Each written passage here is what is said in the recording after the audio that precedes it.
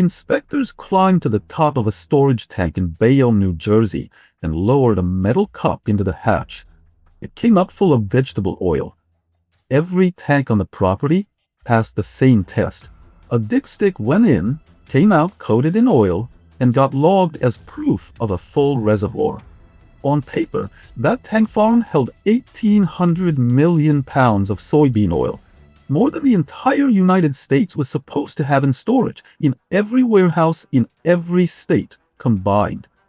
Banks lent against it. Wall Street brokerages lent against it. American Express put its own name behind it. Nobody drained a single tank to the bottom because nobody thought they had to. The same blind spot still works today. Whenever a lender decides a paper certificate is easier to trust than a physical inspection. The man behind it was Tino DeAngelis, Tino to almost everyone who dealt with him. A heavy-set, fast-talking commodities trader who had been failing upward through the American food business since he was a teenager. He'd already gone bankrupt once, under federal investigation for shorting the government on a school lunch meat contract. That should have ended his career. Instead, in 1955, he used what money he had left to buy a run-down petroleum tank farm on the Bayonne waterfront and started over, this time in vegetable oil. DeAngelis was born in the Bronx in 1915 to Italian immigrant parents. He dropped out of school at 16 to work the meat and fish markets, and within a few years he was running a payroll of 200 people. He understood bulk food logistics the way other men understood their own hands. What he never developed was any real limit on how far he'd stretch a lie to keep the operation growing. And by the early 1960s, that operation was Allied Crude Vegetable Oil Refining Corporation, a major supplier to the government's Food for Peace program, shipping subsidized American shortening to Europe and the developing world. The government paid him well for that. It wasn't enough. The scheme ran on a financial tool most people never think about: field warehousing. A specialist warehousing company leases a corner of a business's own storage facility, takes legal custody of whatever's inside, and issues a receipt certifying exactly how much of it there is. Banks treat that receipt like cash in a vault, solid collateral backed by a name they trust, and lend against it without ever walking the floor themselves. DeAngelis' warehousing partner wasn't some anonymous local firm. It was American Express. That single relationship did more work than any forged document could. Once American Express's field warehousing subsidiary put its signature on Allied's receipts, banks stopped asking hard questions. Chase Manhattan lent against them. So did Bank of America, Continental Illinois, Bank Leumi, and major international grain trading houses followed, all of them treating an American Express receipt as proof the oil existed, sitting safely in New Jersey, waiting to be sold. DeAngelis took those loans straight into the soybean oil futures market, using borrowed money to buy more contracts. Then he used the paper value of those contracts to justify borrowing even more. Each fresh loan financed the next bet, and each bet made the last receipt look like a good idea all along. Nobody checked the arithmetic against reality. Every audit gave Allied 24 hours notice before inspectors arrived, plenty of time to prepare. Every physical inspection relied on Allied's own employees climbing the tanks themselves, dropping a sounding tape, and shouting the number down to an American Express man standing on the ground with a clipboard. Nobody climbed up to check the readings themselves, and the field warehousing division had its own reason not to look too closely. Allied was its single largest account, chasing a profit target for the year. Nobody at any bank cross-checked Allied's claims against a single USDA report. If they had, the math would have collapsed instantly. Allied's paper alone represented more soybean oil than the entire country was supposed to hold. Here's what none of those inspectors understood as they climbed those tanks with their clipboards. The trick wasn't hidden in the paperwork. It was hidden in basic physics, and it was standing right in front of them the whole time. Vegetable oil is lighter than water. It floats.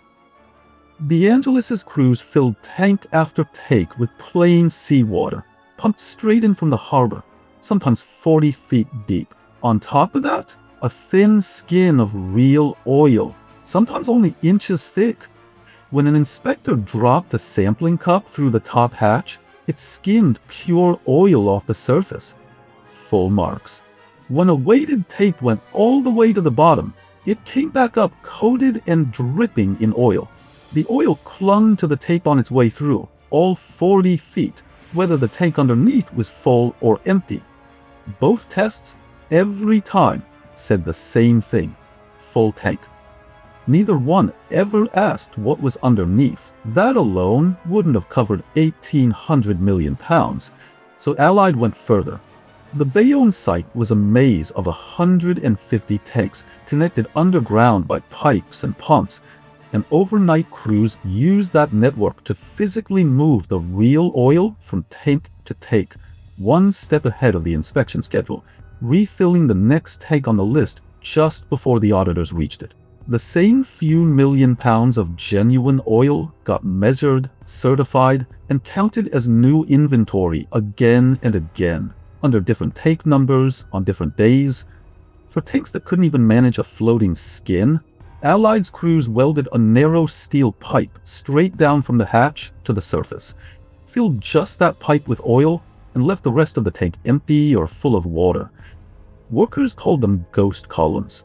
A sounding tape dropped through the hatch, never left the pipe.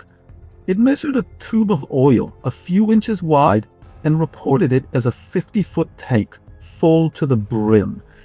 And behind all of it sat paperwork that never touched a single drop of real oil. DeAngelis' secretary, Josephine Salto, kept blank American Express receipt pads in her desk. She typed up new certificates for oil that was already accounted for somewhere else, forged the authorizing signatures, and let Allied pledge the same barrels to 2 banks, 3 banks, sometimes more, at the same time. It held together for years. The one thing that never failed was the futures market DeAngelis was quietly trying to corner. He was betting on 2 things: that the government would buy huge volumes of vegetable oil for foreign aid, or that a trade deal with the Soviet Union would materialize and send prices soaring. Neither one was guaranteed. By the middle of 1963, Allied held futures contracts on over 1.2 billion pounds of oil it didn't own yet, financed by warehouse receipts for oil that, in large part, didn't exist either. Then, the government orders didn't come. In mid-November of 1963, soybean oil futures prices dropped, and dropped hard. Allied's clearing broker, a respected Wall Street firm called Ira Halpton Company, started getting daily margin calls, real cash due immediately to cover the falling value of Allied's open positions. DeAngelis tried to offer more warehouse receipts instead of cash. The exchange said no. Paper wasn't good enough anymore. Somebody wanted the money. That was the moment creditors finally sent inspectors, who didn't wait for Allied's own men to climb the tanks. They brought their own poles, long enough to reach straight to the bottom, and they didn't ask permission. What came up wasn't oil. It was feet of seawater, sludge, and rust, with a few inches of real product floating uselessly on top. A fraction of what had been pledged as collateral to 51 different companies. Allied filed for bankruptcy on November 19, 1963. The next day, the New York Stock Exchange suspended Ira Halpton Company from trading. The first time a member firm had gone down from capital exposure since the Great Depression. 2 days after that, on November 22nd, the country's attention moved elsewhere entirely when President Kennedy was shot in Dallas and the markets closed for the weekend in shock. The Bayonne tax kept leaking seawater regardless. DeAngelis went to trial in Newark, where prosecutors laid out 19 counts of fraud and conspiracy against him.